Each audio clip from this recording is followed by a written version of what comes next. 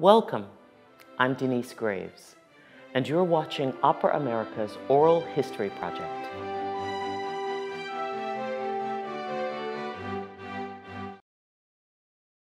Why don't we get started here, and let me just say how delighted I am to have this time with Denyce Graves, who has been such really a fixture on the American opera scene for the last 30 years. And as we discuss later on in this interview, I know how much you have been a role model to so many people, an inspiration to a generation of young singers. But we'll get to that in a minute.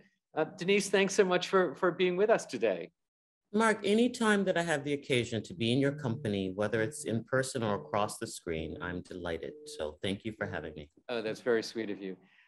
As you know, I start all of my interviews with a simple question, and that one is, who brought you to your first opera? Oh, my first opera.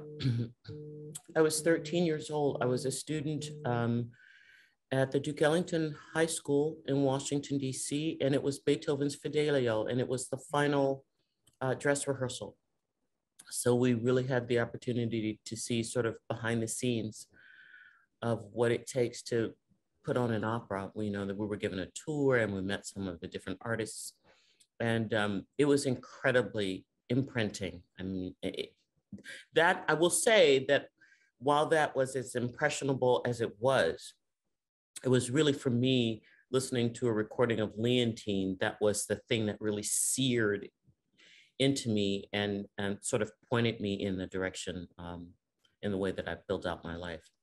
I remember from another interview that you've done that I've seen that moment of hearing a recording of Leontine was really the period at the end of the sentence that brought you into opera. And was that at Duke Ellington that a friend of yours said, hey, Denyce, listen to this? It was at Duke Ellington. It was completely divine. I was late for a class. I was at my locker. There was nobody in the hall but the two of us. And her locker was next to mine. And I said, hello. And she said, I just heard something that you've got to hear. And I said, I can't, I'm late, I'm getting to class. She said, no, Denyce, you've got to come listen to this. I don't know what this was. And so we went to the listening library. We cut all of our classes, and it was a recording of Leontine. And, you know, this was back in the day of the LPs. And Exactly. So we listened to it until it got to the end. And I said, oh my God, play it again. She did that and said, play it again. And then finally, so we didn't eat, we didn't go to the bathroom, we didn't do anything. And there was a knock on the door, and it was the janitor, and it was 8 p.m. And wow. We passed, I don't know how many hours there, 10, 11, 12 hours in the listening library, just listening to her sing over and over and over again. And she and I both said, whatever this is, and whoever this person is, this is what we would love to be able to do with our lives. We were at school studying voice, but it was the first time that I'd heard opera. So the Beethoven's Fidelio came after that. But the thing that really gripped me, and still to this day, every time I listen to her sing, still, I just say, oh my gosh, what glory. It was hearing that album of Puccini arias, sung by Leontine. That was the thing that made me feel that day, 13-year-old Denyce, that was one of the reasons that I was put here on the earth. I was one of these kids who was very much bullied, in school, and in the neighborhood that I grew up in. And the fact that I became interested in opera did not lend itself at all to my popularity. In fact, it sent me in the other direction. And nobody understood where this came from. Where did this crazy notion come from to become an opera singer?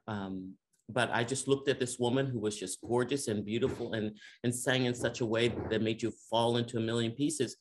And I just said, if I can do this, this is what I want to do. Yeah, I still get weak-kneed whenever I listen to those Leontine Price recordings. It doesn't get any better than that. Who doesn't? So for those who don't know, because I lived in Washington for 15 years and I know about it. What is Duke Ellington? What does that mean, Duke Ellington? Mm-hmm. So it used to be the old Western High School. Is in Georgetown, Washington, D.C. at 35th and R. And it's a performing arts high school. When I was there was the old Western building. Now it's very, very beautiful and new and modern and fancy. But at that time too, tremendous charm. But it's a performing arts high school for DC residents. And I say actually performing arts, but they've got, now they've expanded that a lot. So I think that they actually call it the Duke Ellington School of the Arts because they've got, I think there's creative writing and, you know, there's a film design and that sort of thing. But you could major in singing or if there's an instrument or dance or theater or any of the great arts. And it's free if you're a DC resident. It's a small school, incredibly selective. You know, there's an audition process that you have to go through. There were 35 people in my graduating class, so that lets you know how small. That is small. How small the school was. But it still exists. It's always been difficult for them every year to try to keep their doors open because it's always a question of funding and getting people to support that effort. But they've produced, and Dave Chappelle was is also a graduate of the school. But we had people there like Debbie Allen and just magnificent people who are products of that incredible place where the teachers, and I know that to be true because I still interact with a lot of them, are so incredibly dedicated to the lives of these young people who are interested in the success of everybody that comes through those doors. And it's just a real magical place. For me, it was a real haven, you know, to be there. I talked about, you know, being this kid who was very much bullied, but when I was there, and I felt like I could exhale, and that was my place, where I found my group of people in an environment where you're really appreciated. And when you can nurture, where you're very much nurtured, it's a very much nurturing environment, that which you're interested in. And as you continue to explore and develop whatever that craft is. I love how you put that, because for so many people, the arts in high school were the place where the arts classes were the places you could exhale, because you had a different set of sensibilities than a lot of the other kids in school. But how was it that 13-year-old Denyce Graves wound up in Duke Ellington? You said you were studying singing. Had you been singing around the house? How had you known that you had a gift to be developed at Duke Ellington? Because one of these spectacular ladies that I was talking about earlier, she actually entered my life the first day of school when I was in kindergarten, and she's still a dear friend to this day. But I was a really awkward and shy little kid. And I remember very, very clearly still now, the first day of school, and I was hiding behind my mother's skirt and crying, and I didn't want to go to school, and I didn't want to be separated from her, and I remained like that, sort of in a corner, until they started playing music. And then they started playing music. There was a wonderful woman named Judith Grove. Her name is now Judith Allen, but Judith Grove. And she started playing the piano and singing, and then after that, I loved going to school, and I loved being, you know, in her class. She taught music, however often we went, I don't know, 2 or 3 times per week. And then she knew that I loved music and enjoyed singing, and she would sometimes give me, you know, a couple of measures to sing, and she would always encourage me. When I graduated elementary school to go off to junior high school, unbeknownst to both of us, she became the music teacher at that different junior high school. So it was called the Friendship School. It was an experimental school. It was a school without walls in Southeast Washington, D.C. I just ran into her going down the hallway and said, "Oh my gosh, you're here, you're here." And so she told me about, and so I was involved in the choir at the junior high school, but then she told me about All City Chorus. And that is exactly what it sounds like. It's when all the kids from the DC metropolitan area come together and make a big chorus, and there's usually a rehearsal on Saturdays, and we would give performances at Constitution Hall and the Kennedy Center and that sort of thing. She would come and pick me up on Saturdays from my house, from my apartment, take me to those rehearsals, stay with me all day long, and bring me back home. I mean, these are the kind of people that we're talking about. So, so that was junior high school. When it was time to go to high school, I ran into her in the hall, and she said, "Denyce, where have you decided to go for high school? And I said, I don't know. And she said, well, you know, there's a performing arts high school and you've got a pretty voice called the Duke Ellington School. And I think you should audition. So she got the application. We filled it out together. We set up the audition. I sang You Light Up My Life. Remember that? You light up Absolutely. my life. Absolutely. I sang that. And I got accepted and she became the vice principal of the school. So Crazy. this woman was literally my guardian angel from kindergarten through the time that I graduated high school. And when it was time to go off to college, I took a meeting in her office and I said, this is it. And I decided I was going to go to Oberlin College Conservatory. I said, I don't want to see you at Oberlin. This is it. This is where it stopped. But to this day, she's a very dear friend. She's like the godmother of my children. And she was an angel. I mean, she really took me under her wing and guided me. And the Kennedy Center at that time, and I think that they still do, had a relationship with the Duke Ellington School where they would invite students to performances there. And I was amongst those young people. And that's when I heard Beethoven's Fidelio for the first time. And it was at that school through this girlfriend of mine that I heard the recording of the Puccini arias by Leontine Price. It was at this school, but it was because of this woman who really set me on this path that I've been able to have the life that I've enjoyed. Well, you know, if there is a theme that runs through a lot of these oral history chats that we have, it's the outstanding intervention of music teachers or classroom teachers in elementary, junior, senior high school. How many people's lives have been shaped by the influence of a teacher who was willing to invest more than the basics and really give of themselves to guide their students? It's an incredible story. Isn't it something? It's spectacular. And now that I've been in the fortunate position to be on the other side of the piano with some of my young people, my young developing artists, I understand that. I mean, I understand, and I feel such an incredible obligation to that thing, that seed that says, I want to dance, that seed that says, you know, I want to sing, that I want to play an instrument, that I want to conduct, whatever that little kernel is.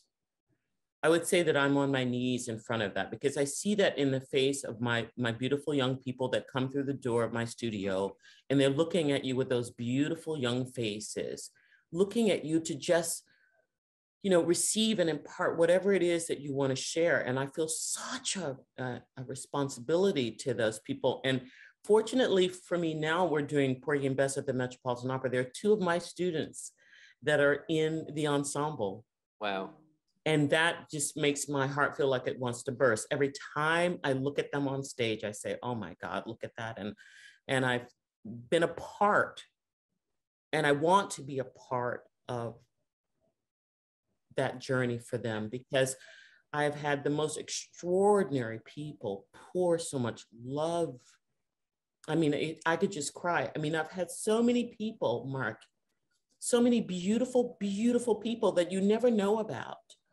You know, it's like that line that I think it was Maya Angelou that said, I come as one, but I stand as 10,000, because there are so many people who have contributed to my being able to stand on the stage still at this time and age in my career of the Metropolitan Opera. So, you know, I feel such an incredible responsibility and obligation to those young people who want the same thing, you know, and who have, I mean, you know that it's not an easy path for anybody. I don't care how you started or where you started or who you are. It's not easy for anybody. You have to earn the right and the privilege to be there. But for those who are tenacious and those who are incredibly passionate and those who are so driven, it takes the energy of so many people to be able to help them along that way. Yeah. And I'm in that place now in my life that that's what I want to do. Well, you know, and it's a point I'm going to come to in a few minutes, because I do see in you this continuum of having role models and being one, of having been given and inspired and then giving and inspiring to others. And I see that in your life. But we'll get there in a second, because I wanted to just go a little chronologically here. And we've talked about Ellington, and you mentioned Oberlin, and of course you did studies at Oberlin and NEC, but you landed at the HGO, the Houston Grand Opera Studio, at a young age. You were in your early, maybe your mid-20s by the time you got to the HGO studio. And I wanted to focus for a second on that, and what a young artist training program like the HGO studio does for you.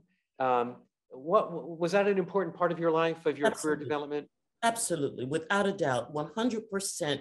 It put me on my path, and particularly my story, which was an unusual one of how I got there.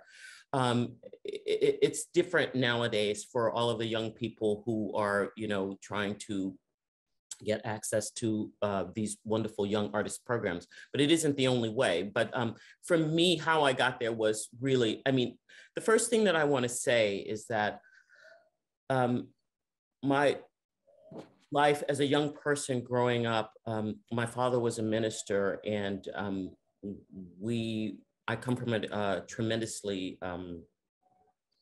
strict background and a very religious background. And so we were in church 7 days a week, not just Sunday, but Monday, Tuesday. And so while I hated that, what they gave me was a tremendous, great spiritual foundation. So before getting to HGO, I'd actually stopped singing, and I decided that I wasn't going to sing. And there were a number of reasons why. I had won the Metropolitan Opera regionals, and I'd gotten to New York, and Larry Stayer, who was at that time running the Met Young Artist program, was a big champion of mine, and said, Denyce, your voice does not sound like it did when I heard you in Boston, because at that time I was at New England Conservatory. So I started out in Oberlin. Oberlin had a mandatory age retirement. So my voice teacher, who was sort of a mysterious age, had been a draw for many singers to come to the conservatory, but they had not been enforcing that law, that rule, that regulation at that time, because she was the reason a lot of people were coming to Oberlin. So some of the other professors said, look, you can enforce that for some and not for others. So she was forced to retire. So I actually did not get my degree from Oberlin. I got my degree from New England Conservatory. So I was in my junior year, and my voice teacher had to retire early. So there were 13 of us who left Oberlin and to continue studying with her at NEC. So that's where I actually got my degrees from. But I was there, and I had won the Metropolitan Opera regional auditions. And by the time I got to New York for the national, something weird had happened to my voice. And Larry Stayer said, your voice does not sound like it did. What is wrong with you? So anyway, he sent me to Dr. Wilbur Gould, who was the sort of the ENT of the day. And he discovered that I had, and I still have, this thyroid disease. And even if you look at my neck now, you could see like some goiters and stuff that I have. Anyway, and that's been growing over these 35 years, which is another issue, but if we talk about that. But so they decided that I just couldn't sing, that there was something that was that was affecting the quality of my voice. And they said, I'm not sure that you can do this. So I sort of stopped singing, and I was working at a computer company, and I was supposed to have gone to Wolf Trap that summer.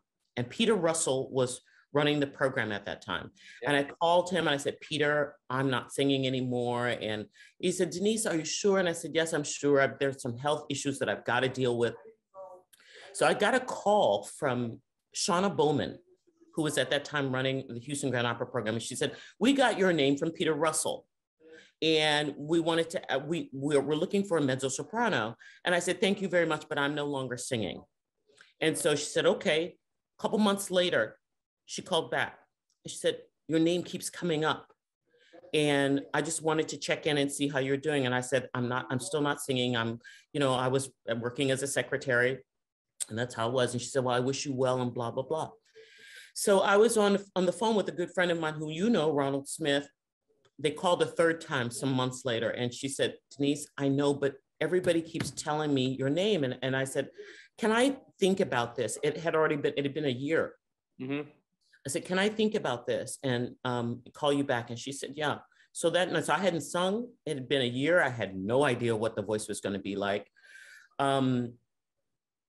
I had a dream that night that I'd gone to see the doctor, and I told him that, you know, I couldn't sing. And so in the dream, he said, Denyce, start singing, just sing. And so I started singing in the dream, and people were coming into the examining room. So, oh, what a lovely voice.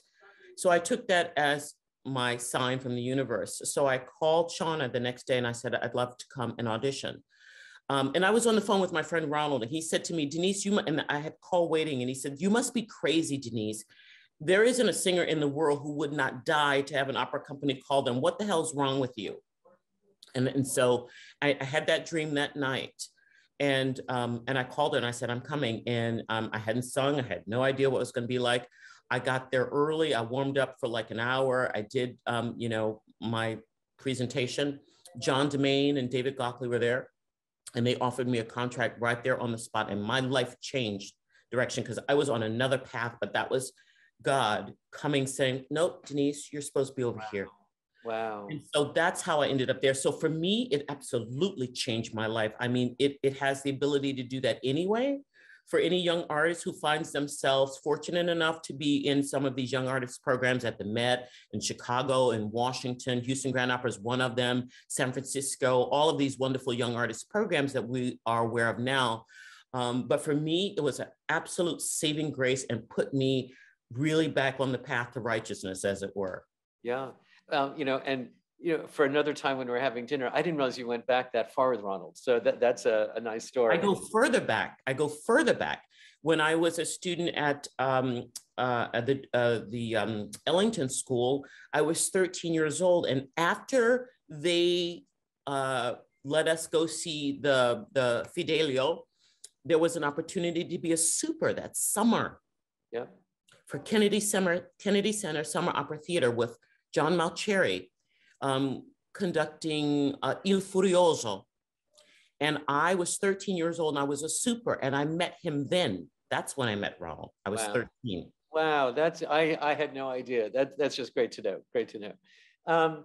Wow, so Houston Grand Opera Studio, 1988. But by 1990, you're making important debuts. So yes, you stopped being a secretary, you went back to singing, and you got launched into a career that had you make debuts around the world, culminating in the Met, you know, in 1995, 96 with Carmen's and your signature roles as, you know, Dalila.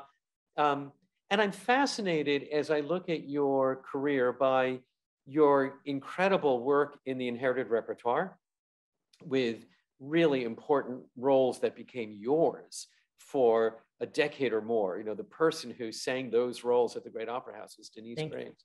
Thank you. And then, you know, I see on the repertoire list Doubt and Margaret Garner, Champion, Marnie. I can go on. So there is this long list of the inherited repertoire sort of toward the beginning half of your career. And then there's this shift as that work begins to meld with new work.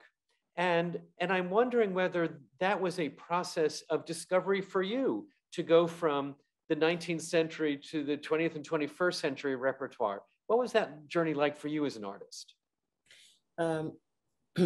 So first of all, I just want to add a tag about being a secretary. There's the man who I was a secretary for is my greatest fan. And he will be at the opera on Saturday. We do a matinee of Porgy. He's seen me perform more than anybody. How fabulous. He's my biggest fan. And he's a huge opera fanatic. But how I got there, because there are more than 75 roles actually in my repertoire. So Carmen and Dalila, just but two of them. Again, Mark, I will say that this career has been God-led and God-driven. That's all it is to it. When I was at Oberlin, the first opera that I did was one by Conrad Cummings, and that was Eros and Psyche. Conrad is a Juilliard. That was Eros and Psyche, and I sang the role of the queen. And so I started out singing new music. And that's just the way it worked. I think that also being a mezzo-soprano, you know, oftentimes I've heard some singers say you're sort of second banana. And in terms of, you know, being the main protagonist, there aren't a tremendous, I mean, you know, a disproportionate amount if you look at a soprano, you know, what's available for a soprano.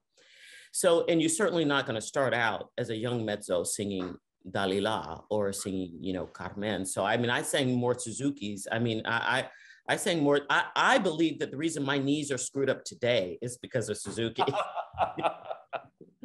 A work hazard of a mezzo-soprano. Up and down, pouring tea all night long. But so there were so many other roles, secondary parts and that sort of thing that I built the career doing, you know, before I got the opportunity to sing some of those leading ladies. And I still have, I mean, even now, sort of in the twilight of the career, you know, singing the role of Mariah in Porgy is not a main character at all. It's a supporting character. She's an important figure, but, you know, not the leading role. So I think that certainly with this voice type as a mezzo-soprano, you get used to having to do all kinds of different roles and not necessarily the star role. But I came along in a great period where, you know, as the head of Opera America, that there's been a great push and a tremendous amount of support with encouraging our great American composers, our great artists. And I think a lot of opera companies now are trying to incorporate new works all the time in their seasons. And so I happened to come along when there was a real sort of, you know, explosion of lots of new works being done. But I started out doing new works as well. And so I've had a great time doing that. So I would say that it wasn't planned on my part. None of this was planned. You know, none of it was planned. It just kind of happened. I mean, you know, the first Carmen I did in 1991 with Minnesota Opera was my first real big opportunity. And because we had such a success with that, the production itself was fantastic. Keith Warner did this very new avant-garde telling of this story. It was with spectacular, Stephen O'Mara was my Don Jose, was just, you know, Elizabeth Knighton Prenti was the Michaela, just spectacular artists who were really, really committed to doing great work, really engaged singing actors.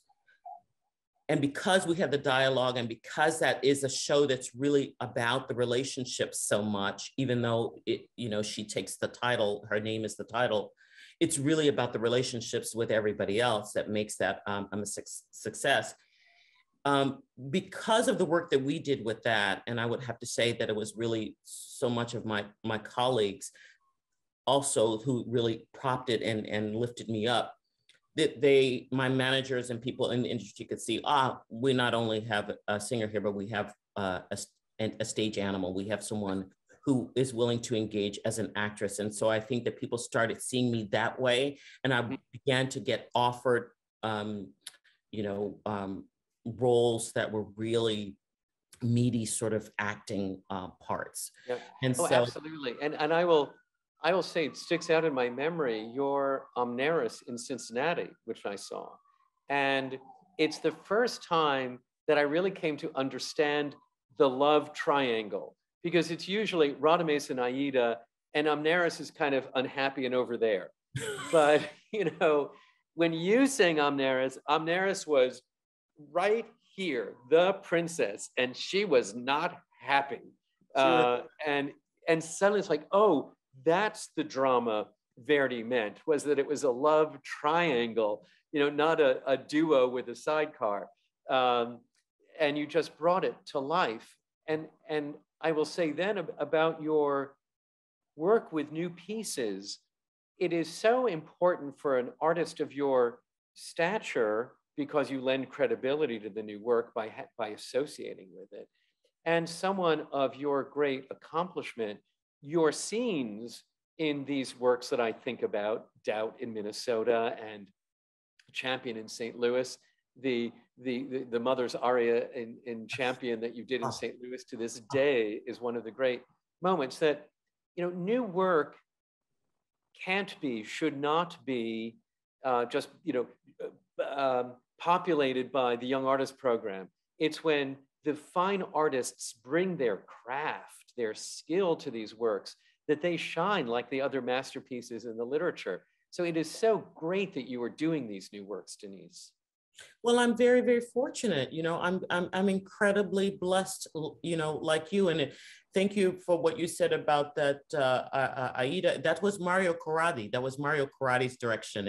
And he really believed that she was a central figure. And so, he really helped teach that to me.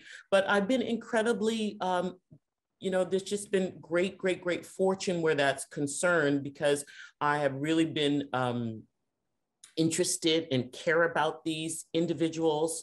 And I try really hard not to judge them and to really see it from, their perspective.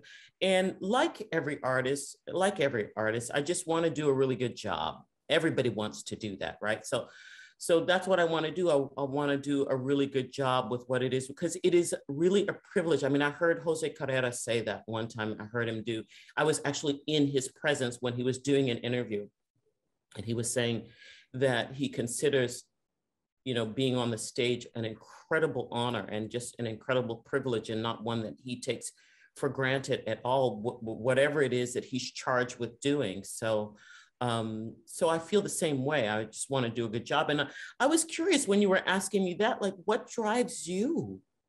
Because you've been doing this job for 35 years, 40 or something like that. I don't know. It's 32. I haven't hit 40 yet. Because the world changes, and here's this incredible art form that can engage people in so many ways, musically, theatrically, through the text, through the imagery. And as the world changes, how does the art form change to be informed by, to be shaped by the world we live in? And that's an ever-changing score. That score isn't finished yet.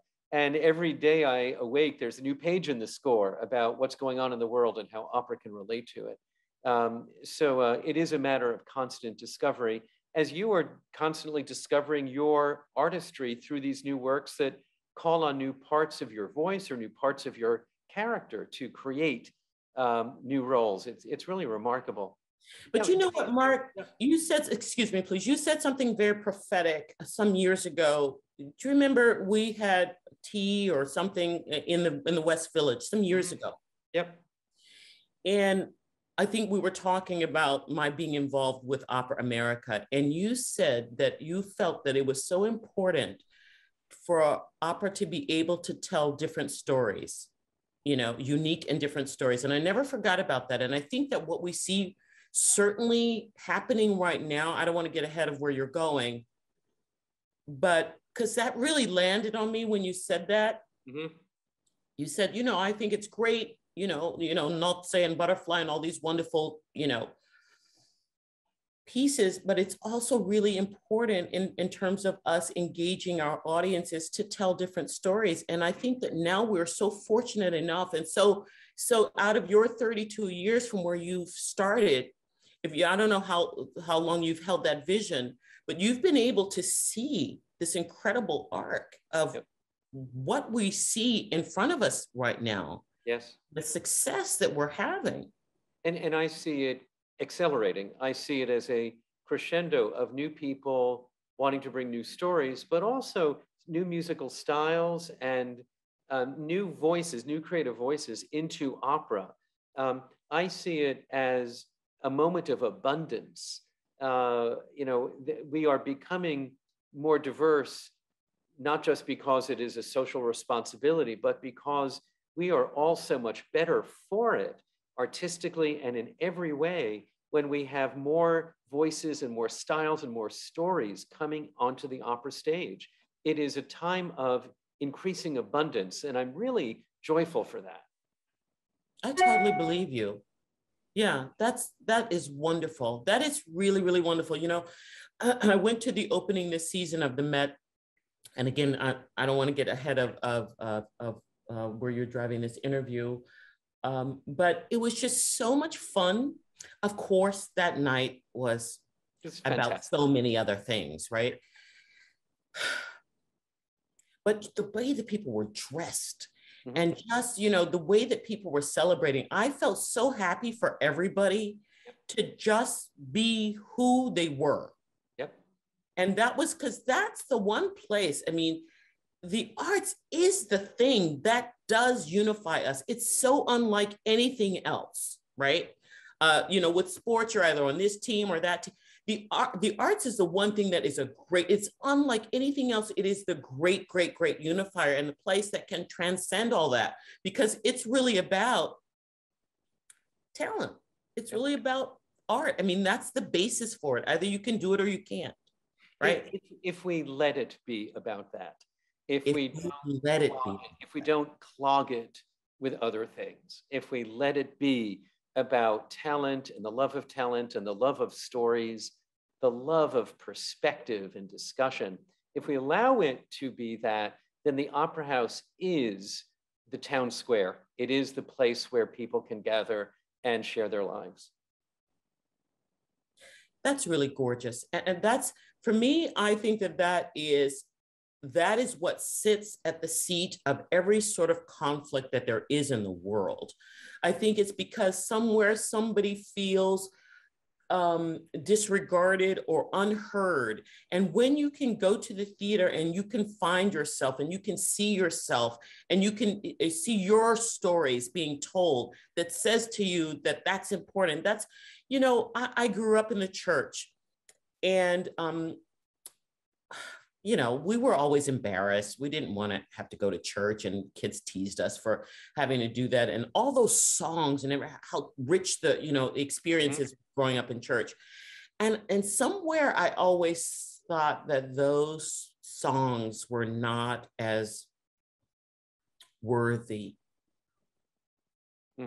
of being on the main stage. Somewhere I thought that. I mean, well, I know why I thought that. I mean, growing up as I have been in America, I had definitely received the message that my life and my story was not of equal value. That message came through loud and clear. And so, you know, in this little teeny church, this little Pentecostal church that we used to belong to, all those songs, all that stuff that was being poured in me, I had no idea that was going to give me my life. I had no idea that was going to inform every piece of music that I pick up to this day. I was so embarrassed about having to go to church and learning all the gospel songs and learning all the spirituals. That became the foundation on which I built my career. Yeah. Praise God. It's crazy. Yeah, absolutely. And just remember where you have come from, because it will inform where you are going, and you have to embrace it all. Right. There is so much to talk about here, and I want to turn the chronological dial, because I want to talk about the Denyce Graves Foundation and the concept of giving back. You have given so much already as an artist, and I know that you are a teacher at Peabody, at Juilliard. You have a private studio. You are a role model. I've interviewed Speedo, and I know what it was like for him to go backstage after his first performance of Carmen and to be embraced by you. That was for him the moment that the Leontine Price recording was free. So you've been giving back so much, but I think it takes on a whole new dimension with the Denyce Graves Foundation. And I wanted to hear you describe what it is you're doing, what you hope to accomplish, and how the Denyce Graves Foundation will be the vehicle for that.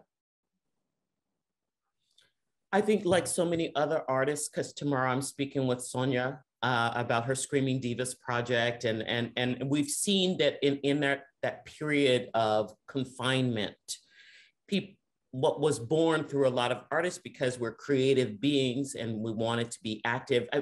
It was very interesting what happened. Some people, you know, felt paralyzed, and some other people felt like, come on, let's, you know, seize this moment.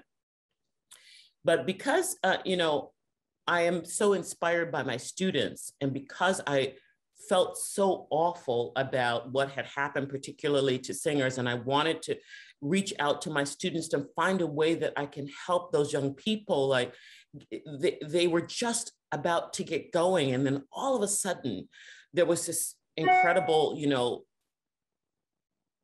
stop and halt and freeze to everything. And we didn't know what our direction was. And I thought, gosh, I've got to do something for my girls. Like, what am I going to do? What am I going to say? How can I help them? How can I encourage them move forward? And it basically first started with the cooking show, but it's like life is, there's always this dichotomy, with everything. You teach, but it ends up your students teach you. Mm-hmm. Right? I've said that about giving birth. You give birth to your children, but they actually give birth to you. It's always like this inverted thing. And so it was one of my students who was singing in Pittsburgh at the house of the National Negro Opera Company that was founded by Mary Caldwell Dawson, who was out there just singing an aria, a cappella by herself on these broken down, decrepit steps. And I was so moved by the courage that took. And nobody saw it, only a few people saw it. And I said, I was just so proud of what she was doing. And so I got in touch with my studio and I said, we're doing a project. And the project is that we're going to raise awareness about Mary Caldwell Dawson and about the National Negro Opera Company. And the fact that we don't really know who this woman is, but the fact that we're on pursuing these careers that we're having is because, of her efforts. She was the original entrepreneur, and so we started doing that. And, as they say, no good deed ever goes unpunished. What I thought I was doing was bringing awareness to an incredible part of American history that had been forgotten. And I wanted people to know about this great American woman who has been considered the first lady of opera. Mm-hmm. Mary Caldwell Dawson, back in the time of war, of the war, decided to create this opera company. And this little Black lady decided that what I want to do is I want to, create opera for those singers who don't have an opportunity to perform. And this was 1941. It was World War II. This was 1941. So she created that. She had gone to New England Conservatory and graduated in 1925. And she, so many blessings start this way. So many gifts start this way that when you don't see something, there's a need for something, you step in that gap.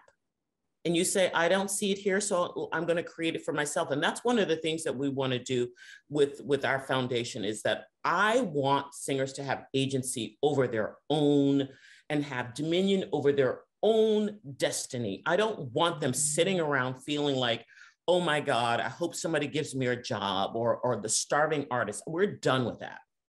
I want them to know that they can empower themselves and create their own opportunities, and you don't have to sit around hoping and begging and praying and crying for somebody to give you a job, that you can create your own opportunities. And I think that was one of the great gifts that we saw happen with a lot of artists to come out of the pandemic, because everybody realized we've got to do this ourselves, right? If we want to get out there, if we want to create our own audiences, if we want to be heard, if we feel like we've got something to offer and we feel like we have a unique story to tell, then it's up to us, because there's nobody there but you and yourself. And, if you want to sing, that's like God's instrument. That's a human, you can do that.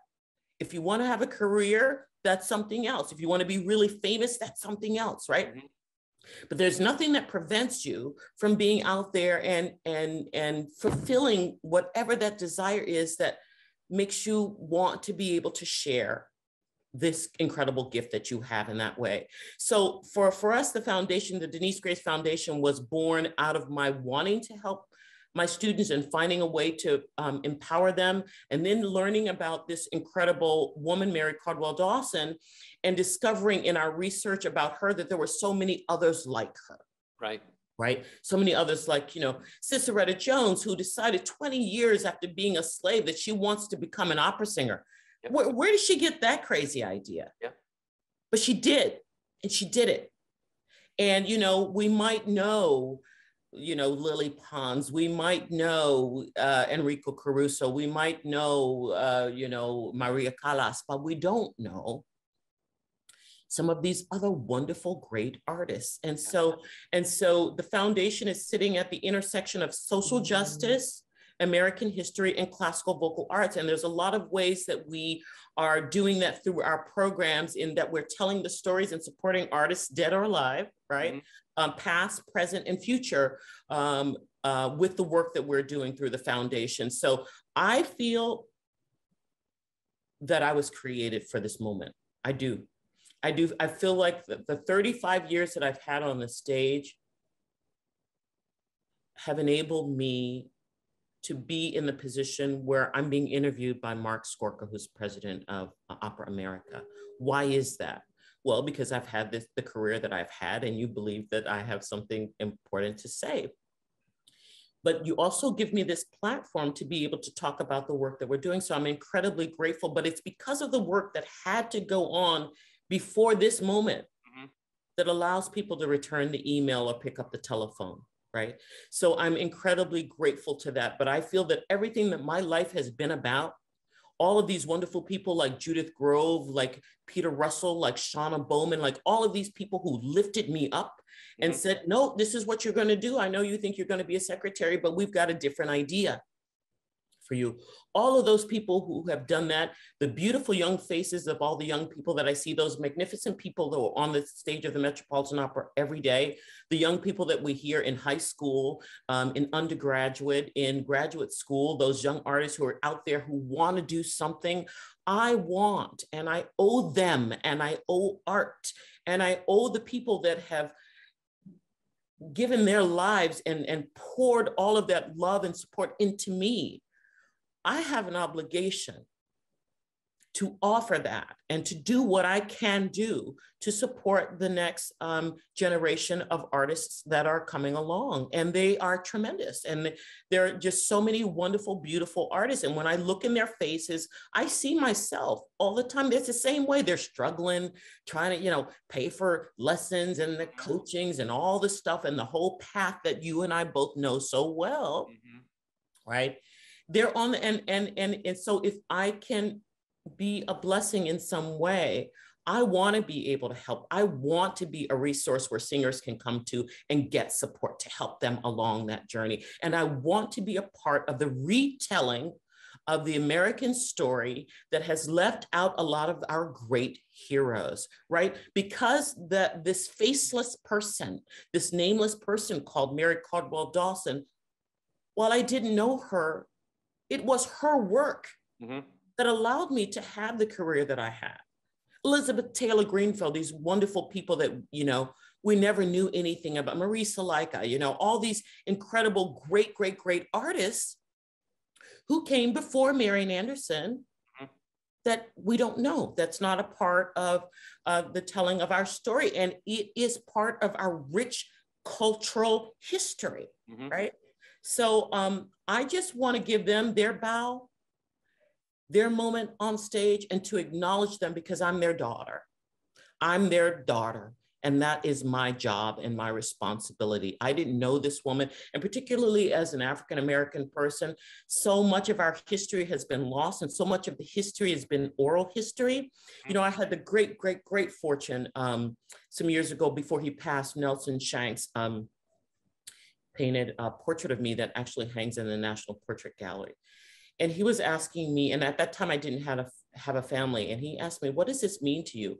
And when I think about my father, who doesn't know when he was born, like that's just a generation ago. He doesn't know when he was born because at that time, they were not able to go to the hospital. So they were born at home by the midwife. So nobody wrote that stuff down.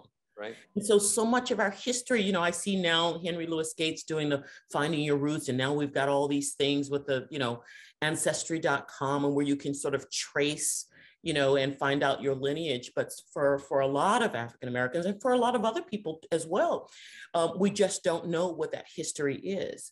But Mary Caldwell Dawson asked for us to, and she did great, great, great work. She had chapters in Cleveland, in Chicago, in New York, in Washington, D.C., in Pittsburgh, in Baltimore. These chapters where she gave opportunity to over 1,600 singers that we don't know anything about. We don't learn that. We're not learned about. We're not taught about those people in the conservatories, right? So the foundation is highlighting and celebrating the lives of the great, those names that we may not know. And one of the programs that we have is called Hidden Figures, Hidden Voices. And that's when we assign an emerging young artist the name of a hidden figure, where they have to do research about that individual. And we have works of art created around it. Now with Mary Caldwell Dawson, we have Francesca Zambello and Sandra Seaton and Carlos Simon. We premiered last summer, The Passion of Mary Caldwell Dawson. So we've got that piece about her now that tells a little bit about her life. The Library of Congress has 11,000 artifacts, and so does the Heinz Foundation in Pittsburgh, of costumes, photographs, music from her life. And what we would love to do is to do exhibits where we could take the passion of Mary Caldwell Dawson to the Metropolitan Opera, to the conservatories, to the National Museum of African American History and Culture, put that on, and also have an exhibit of photographs of Mary Caldwell Dawson with Eleanor Roosevelt, who was a huge supporter, or some of the costumes from the time, or Elizabeth Taylor Greenfield, have works done about her. Let's say Ciceretta Jones, which Carolyn Blackwell, I know, is working on a piece about her right now, but have song cycles written about these particular people, children's books written about them, where these young artists can go and present in concert halls, in recital spaces, a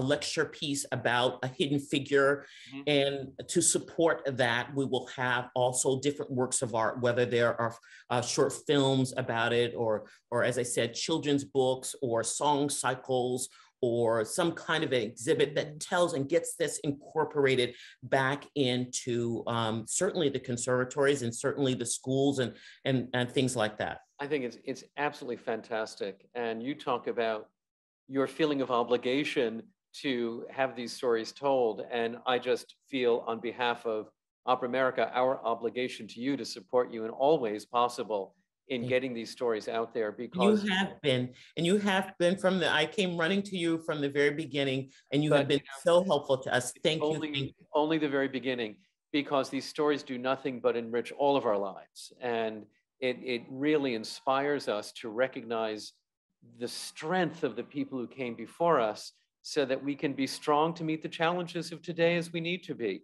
But Lord knows we are inspired and informed by these incredible people you've named, whether it's Ciceretta Jones or Mary Caldwell Dawson. I just can't wait to hear more of these stories. Now, Denyce, I know you have a busy day, and there's so much more we could talk about, but I really wanted to capture a little bit of the history, and then a little bit of what you're up to today.